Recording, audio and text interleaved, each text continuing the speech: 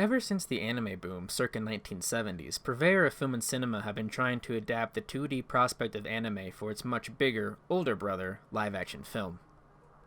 In fact, the first attempt was as early as 1960, with the first anime live-action film, Furio Koketon, Sennen Baraku, directed by Morihei Magatani. Decades have passed since the first live-action anime film was released, and hundreds of attempted translations have graced the silver screen since then, though it's debatable how successful those translations have been. Even Hollywood has attempted its own live-action versions of popular anime movies and shows, hoping to strike it big off the work of the Eastern industry, though these attempts, in general, tend to come out less than stellar. But that's not what I'm here to talk about. There's a section of Hollywood that goes hand in hand with the anime and Japanese industry in general that is often either overlooked or completely unknown. And no, I'm not talking about the back and forth between Disney and Eastern animation, though that is an interesting topic in its own right. I'm talking about those instances of the Eastern anime aesthetic that have slipped through the cracks of society and been translated in a barrier-breaking way Netflix could only hope to one day achieve. So sit back, relax, I'm really dumb, and this is anime's aesthetic influence on Western movies.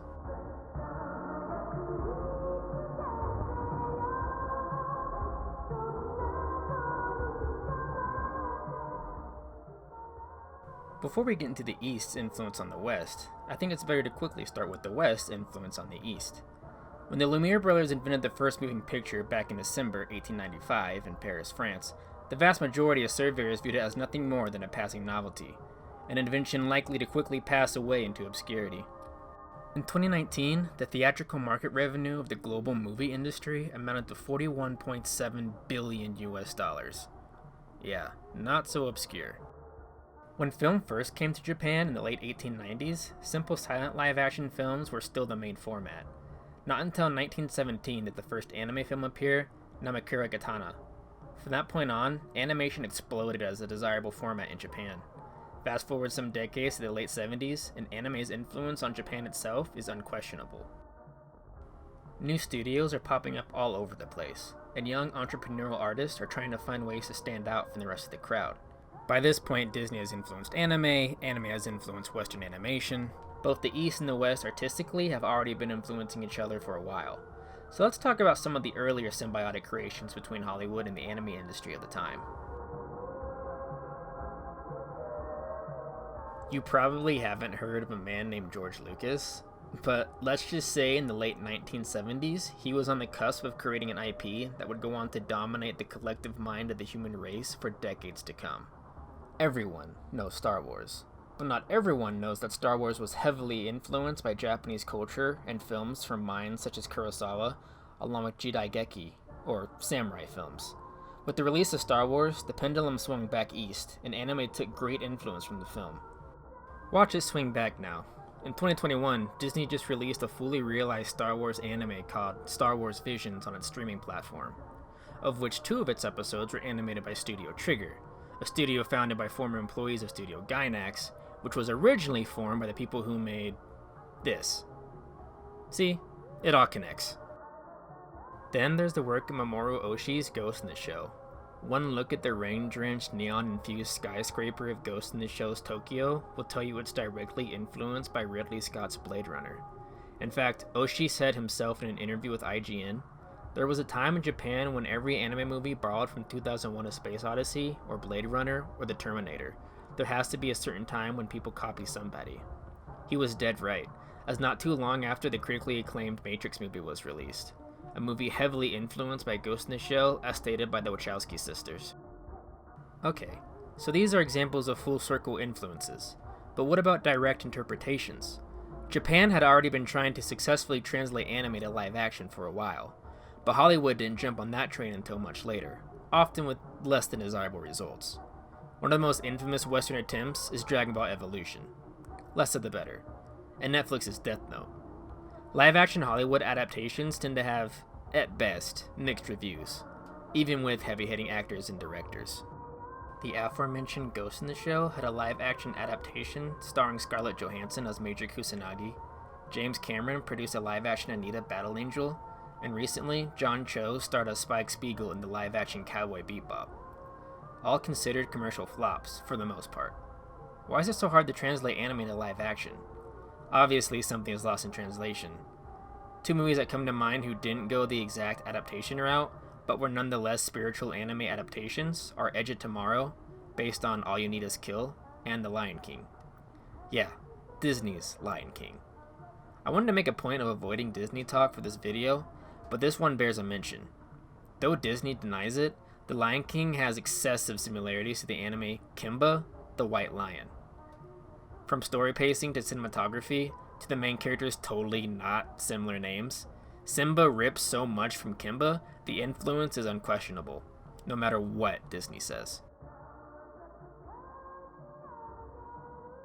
Now, instead of direct adaptations, it's my opinion that the best films with anime roots are those who only use certain aspects of that distinct anime aesthetic. I can't explain what that exactly is for you. That would be an hour-long video of more insane rambling. But I can give you an example of movies whose creators were heavily inspired by anime and its aesthetics and went on to be successful, for the most part, anyways.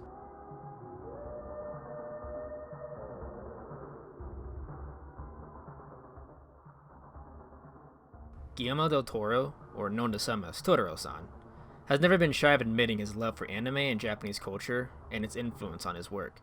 You could go through his movies and find countless examples of Eastern influence. But I love big giant mechas, so I'm going to talk about that. Around Pacific Rim's launch, Del Toro was quoted as saying, "I felt there was a chance to do something fresh, something new that at the same time was conscious of the heritage, but not pastiche or a homage or a greatest hits of everything. One of the first things I did was make it a point to not check any old movies or any other references, like start from scratch." He wanted to respect the source material without piggyback riding on it entirely. Giant robots, pilots, kaiju, epic fights, done. Go from there. You have the best parts, the lifeblood of the genre, now make an original work with it. I firmly believe that if he had tried to make adaptations of the like of Neon Genesis Evangelion, Gurren Lagann, or Gundam, it would have fell flat. And while Pacific Rim wasn't entirely a hit, it cannot be considered even close to a flop. It sits at a 7 out of 10 on IMDb at the time of this video. Akira influenced the character Sid from the Hollywood movie Looper, again, only taking part of an anime instead of attempting to dive entirely into it, a simple but effective nod. And don't even get me started on Scott Pilgrim vs. the World. That movie is one big Eastern aesthetic slap to the face. Anyways, my time is limited, so I can't dive into every example I would like to, and I think I'm already well over my allotted time, but before I go to sleep, I can't end this mindless rambling without talking about one of my absolute favorite anime directors and his lasting influence on Hollywood.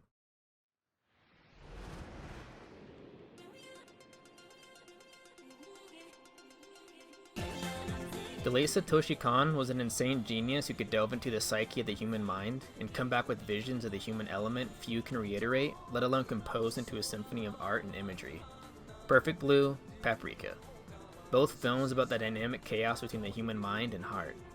What is real, what is not. Psychological thrillers that blur the lines between reality and dreams.